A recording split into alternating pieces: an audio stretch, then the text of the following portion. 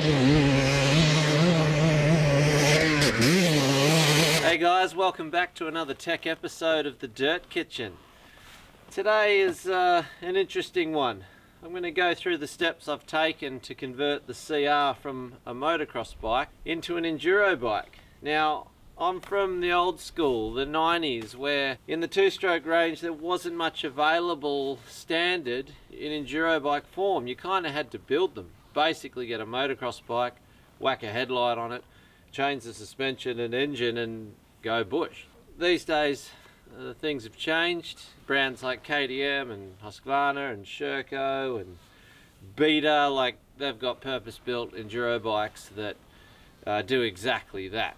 But in reality, the base platform, I believe, all stems from the motocross track.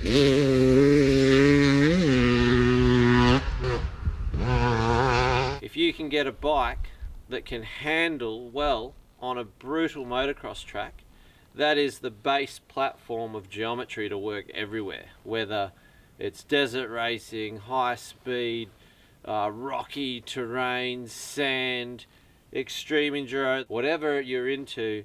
A good place to start, just to set up the balance and handling of your bike, is a motocross track. Not just because you can hold it wide open everywhere and take the hits and force bad traits out of the bike. You've just got so much room to move. In the bush, it can be trickier to force those traits out of the bike when you've got trees to dodge. You want to sort of know the characteristics of the bike on a track where there's room to bounce offline, get out of shape and go, whoa, I need to go back, adjust that front end, adjust the shock, whatever. We'll kick it off. I'll run from front to back on what I've done so far to get the CR ready for the bush. First things first, if you're actually serious about enduro, as in racing, then you're going to want to get yourself set up with Moose tubes. Now, they're a lot harder to fit than a normal tube, but they're basically indestructible in terms of punctures and getting flats. As you can see, I've got the Ballard's Moose changer, got the Ballard's ISDE International 16 Duro levers. Anyway, look, I won't go into too much detail about fitting the Moose, but I'll give you a quick run through.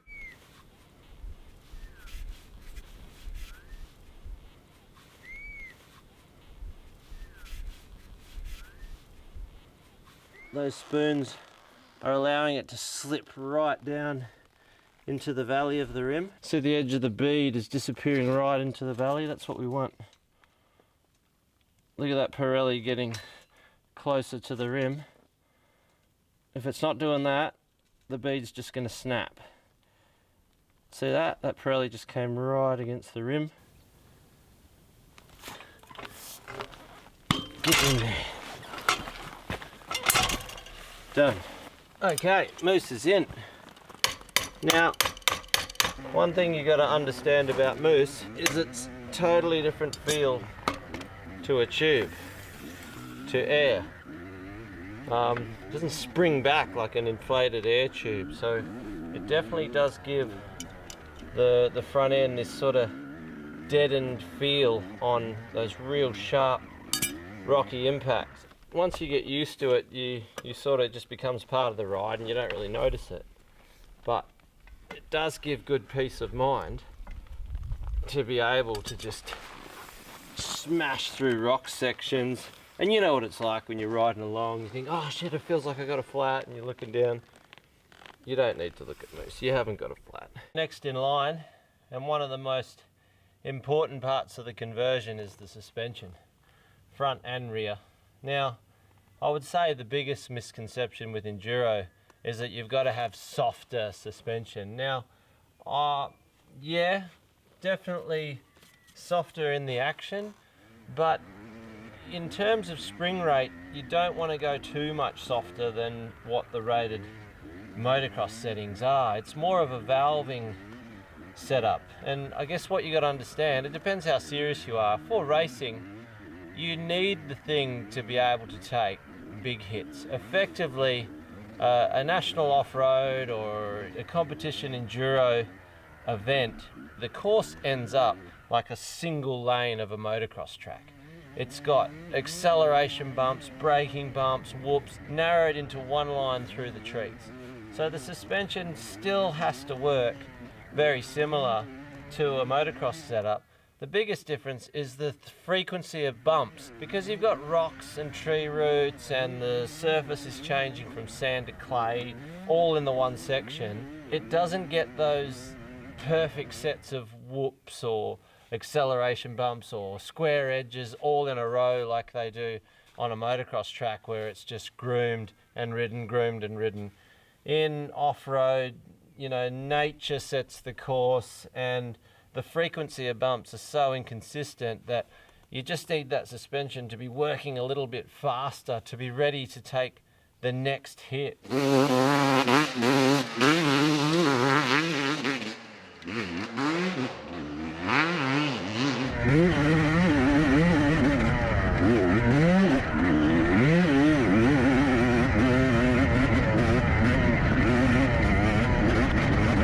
Spring it to your weight as you would a motocross setup, but get the valving done so it can just react quicker, and in effect it's going to be a softer feeling setup overall. Moving right along, headlight. Yep, it's a motocross bike with a headlight. That's all I've done so far. I haven't wired it up. I will get to that stage to compete in an event, an enduro. Suspension aside, one of the most important parts of an enduro transition is the motor. And in standard forms, CR250 as a two-stroke, it's a pretty violent thing to be riding through the bush and trying to manage through the bush.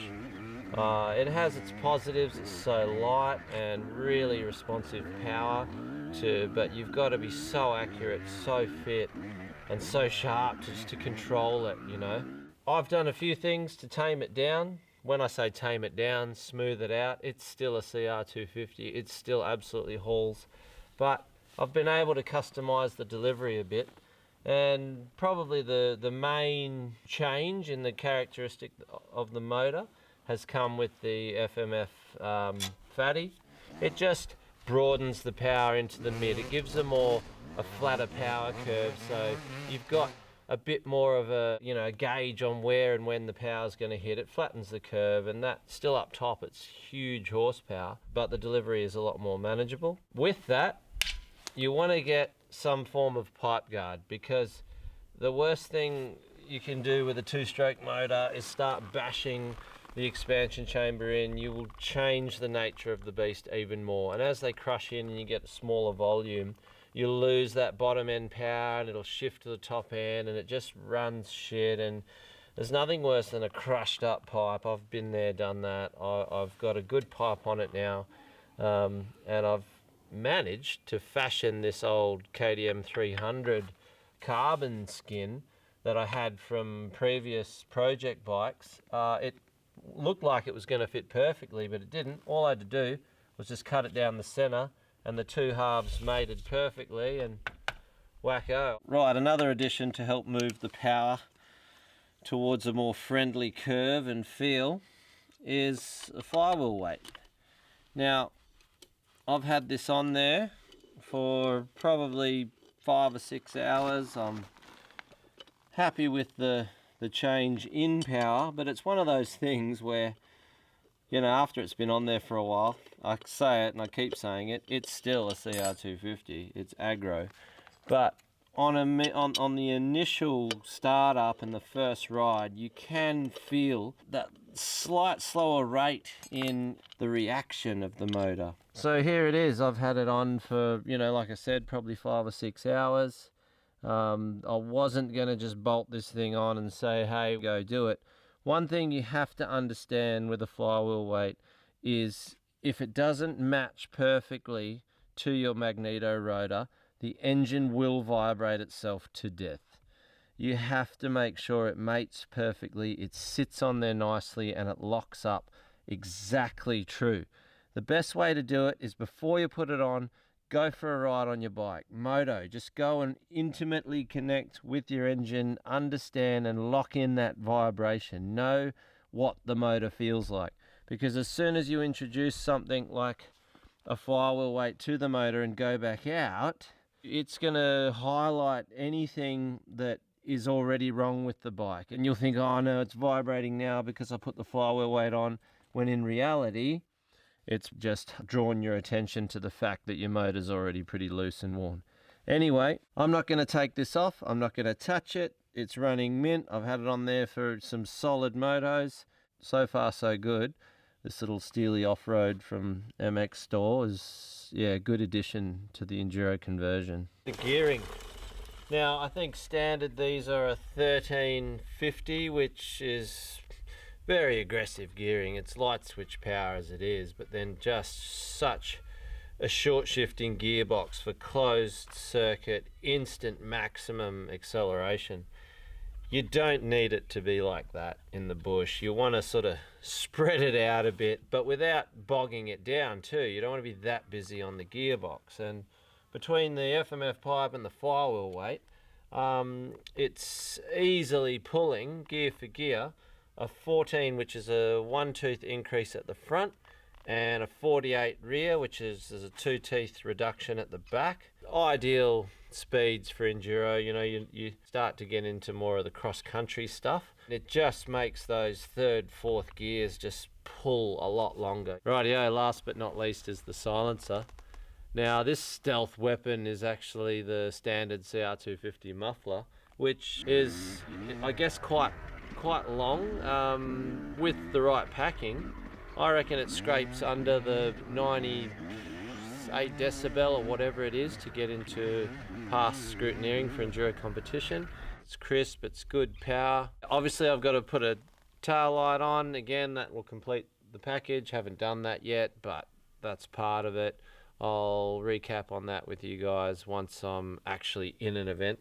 Look, it's still a CR250 underneath. It's never going to be like a modern KTM 250 XC TPI or a Husky T300. It is still a thoroughbred motocross bike underneath, but now I'm really happy with the few changes I've made, just how much more rideable it is in those real nasty, slippery, rocky enduro situations. It's actually a manageable bike. For me, at 45 years of age, I'm pretty happy with the overall handling of this bike. The way I've got it set up now, I think it could still hold its own against a lot of modern bikes in a racing environment. I mean, even with the right rider on it. At the moment, I'm just enjoying it. I'll go into an event here or there, have some fun, and when it's all said and done, it's my bike. But anyway, if you like this stuff and you want to see more, don't forget to subscribe to my channel, ARiemann1, and in the comments, say whatever you like in the comments.